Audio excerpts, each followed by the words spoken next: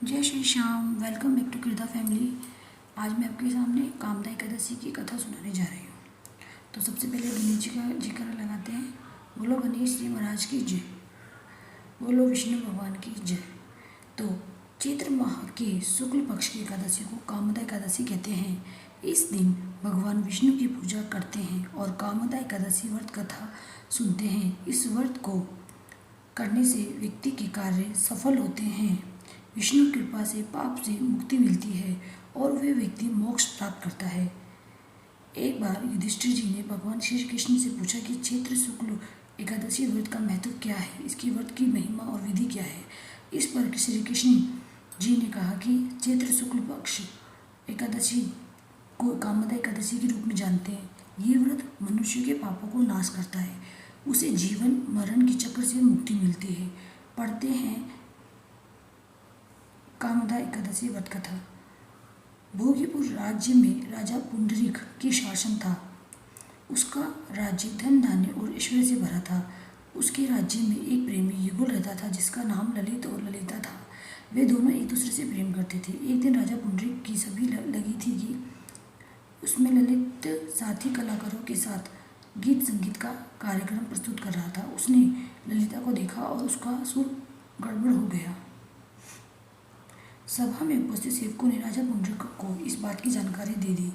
इस पर क्रोधित राजा पुंडरीक ने ललित को राक्षस होने का श्राप दे दिया। श्राप के कारण ललित राक्षस बन गया और उसका शरीर 8 योजन का हो गया। अब वह जंगल में रहने लगा। पत्नी ललिता जंगल में ललित के पीछे भागती रहती थी।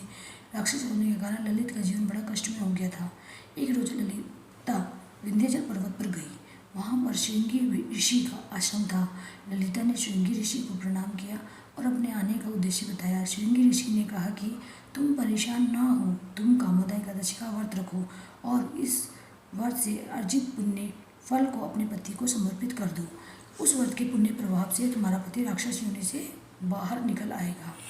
अगले वर्ष जब चैत्र शुक्ल एकादशी का व्रत आया तो ललिता ने श्रृंगी ऋषि द्वारा बताए गए नियम से कामदा एकादशी का व्रत किया और भगवान विष्णु की आराधना की।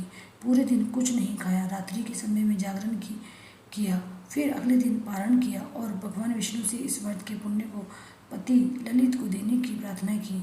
उसने कहा कि वे कामदा एकादशी के पुण्य को अपने पति को देती है ताकि वह राक्षस योनि से मुक्त हो जाए। श्री हरि की कृपा से ललित राक्षस योनि से मुक्त हो गया। फिर से दोनों साथ में रहने लगे। एक दिन स्वर्ग से विमान आया और वे दोनों उस पर बैठकर स्वर्ग चले गए। ये थी कामदा एकादशी की कथा।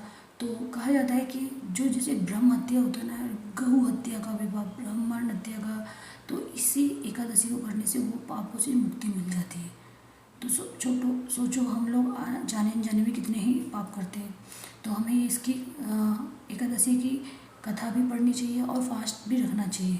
अगर फास्ट नहीं रख सके किसी भी कारण तो हमें इसकी कथा जरूर पढ़नी चाहिए, जिससे कि हमें उसका पूरा फंड मिलता है, कथा सुनने से भी मिलता है।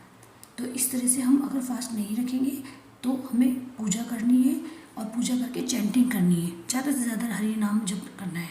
इसी तरह से ओके, राधे राधे।